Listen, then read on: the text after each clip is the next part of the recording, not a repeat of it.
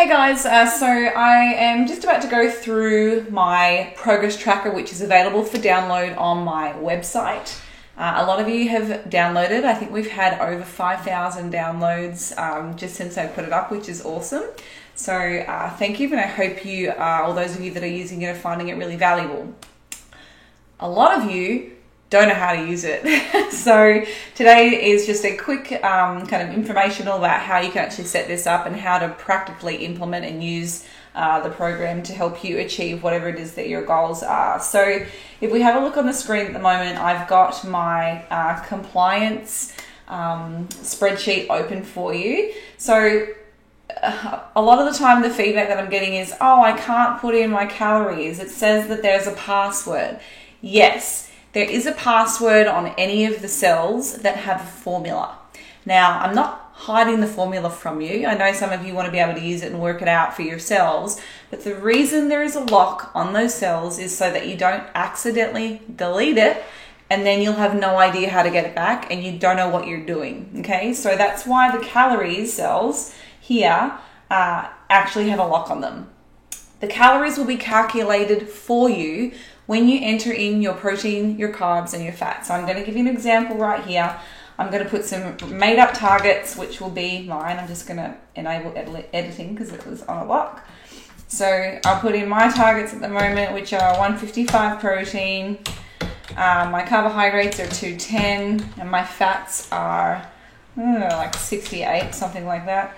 So you can see here, as I've entered those numbers in individually, the calories are getting calculated for you. So if you are trying to go through your phone each day and put in what your phone says off your tracking app, it's not going to let you. And there's a couple of reasons why that is also an inaccurate calorie amount. When you are tracking calories on your macro tracker, might be MyFitnessPal, it might be Macros Plus, whatever it is, the food manufacturers are allowed to round calories, okay? They can round up or down, and it depends on the value of the product serving size. So, for example, if a product has less than 5 calories in it, they can say it has 0, but it's not 0 in some of the cases. It might have 4 calories. So if you ate 17 serves of something that had, 0 calories, but it's actually 5 calories, you're still getting a substantial amount of energy from that particular food, but your macro tracker is going to tell you 0, okay? So always look at the protein, the carbs, and the fats when you're tracking macros in a tracker, not necessarily the calories. Number one, for the rounding error, and also food labeling laws permit food manufacturers to actually subtract the value of fiber from the calories. And they also allow you to subtract the value from sugar alcohols off the calories. So I'll give you a really common example of a product that is always wrong on the calories, and that is the low calorie or high protein ice cream. So something like Halo Top, for instance. It'll list the protein, the carbohydrates, and the fats, but then there's also a high fiber value listed on there, and there's also a sugar alcohol value. The manufacturer can take the value of the fiber and the sugar alcohols and subtract it from the total calories. So when they tell you, oh, 1 tub of Halo Top has 280 calories, the actual tub probably has more like 340.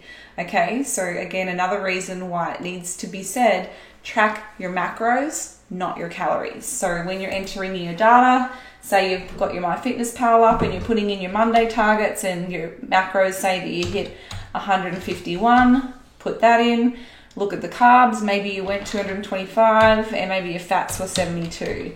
Now your macro tracker might tell you that your calories were higher. It might say that they were less, I'm not sure, it would depend, because remember there's rounding. So look at those macros, okay? So you go through, put in all your targets for the week. I'm just going to quickly do this for you.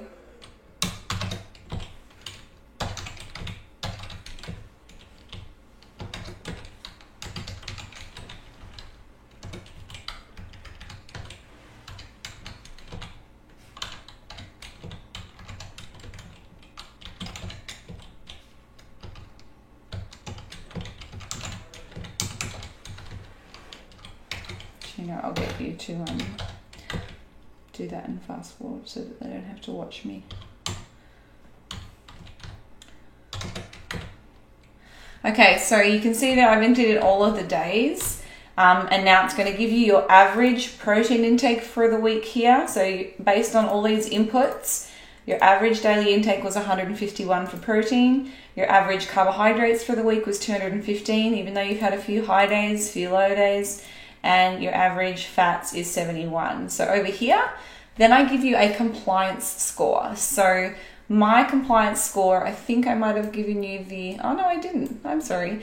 Okay, so to be considered 100% compliant, I recommend that you stick within a 97 to 100% range, okay? Or 100 to 103 if you went over. If you can stay within that 6% window of 100, then you've done an excellent job. That's basically 100% compliant. Now, if you are somewhere between 95 and 97, that's pretty good, but you could do better. If you're hitting 93 to 95, that's poor. It needs work. So you're trying to strive for 97% to 103% within that calorie range. Hopefully that makes sense. So you can see here the example that I've given. I'm 101% compliant. That's perfect. It's within that 6% range. And then for my protein, I've just scraped in at 97%. If that had been a little bit lower, let's say one day, I'll change one of these examples. Let's say I had a terrible day and I didn't hit my protein. It was 132. Okay, so that brings my average down to 149. Your compliance is now 96. Now it's only good. It's not excellent. So that's how the compliance works. You've then also got a compliance to carbohydrates and fats. So this particular compliance works from, I double click here. Oh, it's going to ask for a password. So your goal carbs and fats are calculated up here. So I use the carbs and fats, what you should be aiming for as a percentage of calories. And then this here, your consumed, comes from these two numbers here. So your actual consumed carbohydrates and fats, and then it determines that and puts it into a percentage for you. So hopefully that sums up how the tracker works, or the compliance. Over here on the main data spreadsheet, you can put in the date.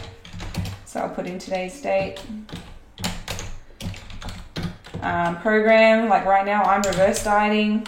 So you could pop that in. Your weekly target, for me, I'm trying to aim for no more than 0.002% of a weight increase per week every time I'm increasing.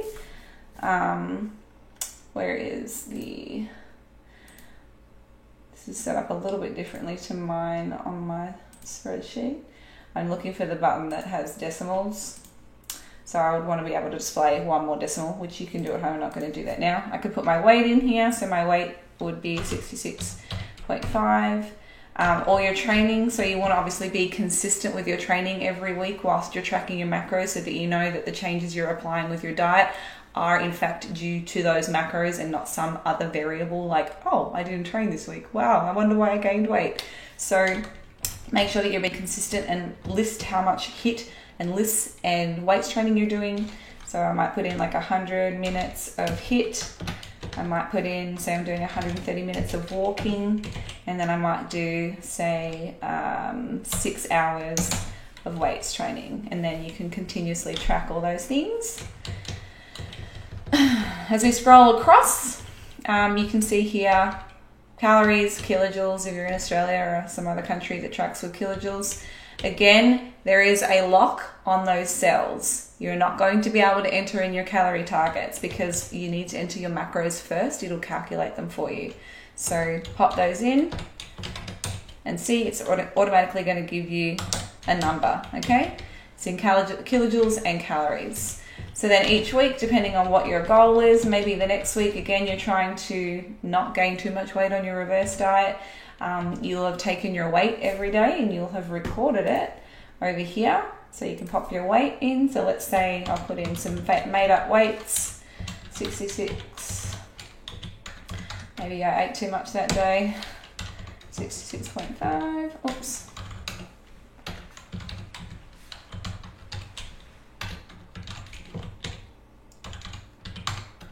Okay, so my average weight for that week, based on these consumed macros, was 66.4. So I can put that in for the next week. Great, that's within my allowable range from my reverse diet. I'm going to increase my calories this week. So now I can enter in this week's target. So I keep my protein the same. Maybe I take my carbohydrates up by 10 grams and my fats up by 2, okay? So then next week, I'll go over here. I'll put my new targets in, 220, and I think we said 70. And then see how I go, enter in that weight, check my weight on a daily basis or as frequently as possible. And then we can come back over here and plot in our new weights and our new macros, okay? So that's how the progress tracker works. It will work for any of the programs, whether you are trying to lose weight, whether you're trying to maintain, reverse diet, muscle gain. It is just a place for you to record your data and to be accountable to yourself. It checks your compliance, it makes you put your weight in, and it tells you how you really did. Hard facts, hard data. If you have any questions about this, please leave me a comment and I'll answer you as soon as I can. Thanks for watching.